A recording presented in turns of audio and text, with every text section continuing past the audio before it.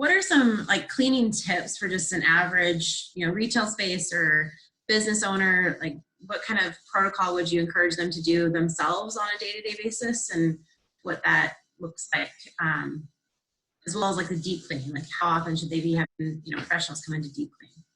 Yeah, so I would definitely, if you've got a janitorial service that you're working with, talk to them about recommendations. It's just important to do your research. There's a lot of companies out there that are claiming to, clean up after or through COVID-19. And, the more people you talk to and the more you read, the more you can better understand, hey, this company knows what they're talking about, or maybe we should talk to somebody else to add additional protocols to the cleaning service.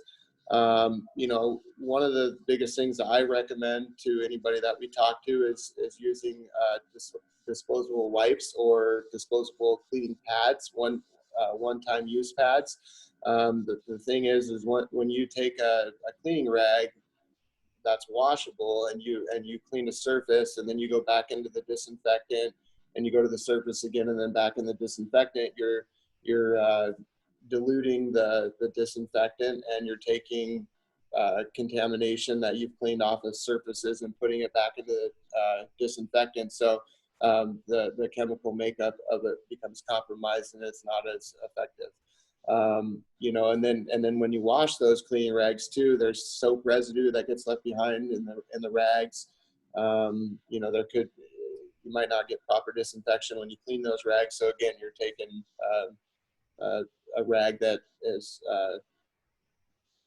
it could be potentially dirty, or just it doesn't have a 0 pH, and then you're reapplying. So finding something like a paper towel and just a spray, of course, respecting the dwell time on the back of it is very important. I don't know what else I can add to that.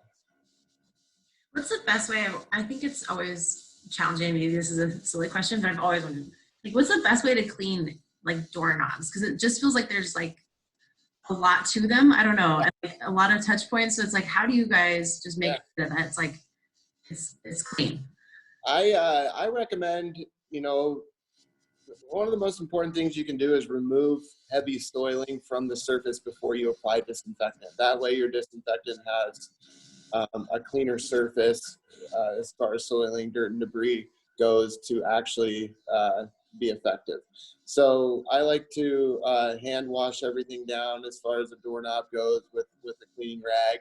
And then I after you get that soiling removed, use a spray bottle and just give it a good coating. And if it's a botanical disinfectant, I mean, you can just leave it on there and let it dry in place. You don't have to wipe it down. And the nice thing about the spray is it gets into the lock mechanism. It gets in, all around the handle. And if you get some runs going down your door, it's not the end of the world. Just stand there for a minute and watch it run down and wipe it off, and you're good to go. But having more disinfectant on there is better than not having enough. So I always make sure we over disinfect. That makes sense. And when you talk about botanical, I don't know like the different, like, what does that mean? So in our industry, we've got botanical disinfectants, which is more of an organic disinfectant. It's a little more eco-friendly. It's not gonna have as many hazards or potentials if you touch it and rub your eye or touch your mouth or something like that. And then the other one is a synthetic disinfectant. It's a quad cleaner, and it's it's got a little bit more punch to it. The downside to the synthetic is it has to be cleaned off after it's applied. So it's going to leave a residue back there that could be potentially hazardous if you get it on your hands and touch your mouth. So synthetic would be like bleach? What's that? Like bleach would be synthetic? Yep. Okay. Yep.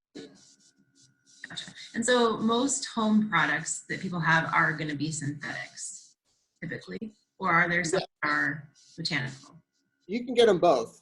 Okay. So really paying attention to the back of the label, because they're claiming if you use bleach and water dilution, that it doesn't have to be wiped off because it's diluted enough. So, I mean, it really just depends on what the back of that label says and what the recommendations and the directions say, and then that's exactly what you want to follow. Great. Well, are there any other things I didn't cover that you feel like business owners need to know about cleaning protocols? My suggestion would just be to, to always over clean instead of under clean. So if you're wondering if you're cleaning enough, you know, Newman Restoration is here as a resource. We don't have to come in and do the work for you. If you're just looking to have questions answered or get recommendations on products, we can point you in the right direction. If you're struggling with finding a product, we can point you in the right direction to one of our distributors as well. We've got tons and tons of disinfectants on hand, as far as synthetics and botanicals. So if you're struggling to find something, call us. We can get you some cleaning product. We want to make sure everybody's staying safe out there. And then just know if you have a known case that comes through your facility, again, we have a 24/7 response. So we're here for a cleaning resource, or we're here just to answer questions. And people call us in the evenings, all kinds of things, and it's fine because that's what we're here for as far as a community partner. Great. Well, thank you so much for your time and expertise today. I now know how to clean a door handle properly, which is exciting news for me. But thank you so much, and thanks for being such a good community partner and resource for us as we Absolutely. COVID-19 disruption in our lives. So Yeah. and have a great weekend. All right, you too.